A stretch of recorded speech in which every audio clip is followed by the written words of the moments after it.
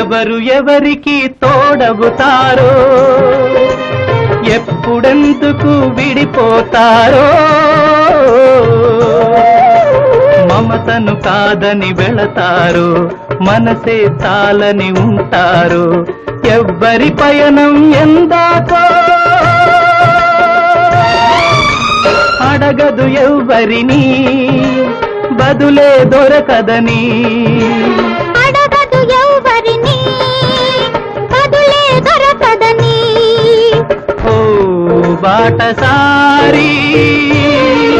ఇది జీవిత రహదారి ఎంత దూరమో ఏది అంతమో ఎవరు ఎరుగని దారి ఇది ఒకరికి సొంతం కాదు ఇది ఓ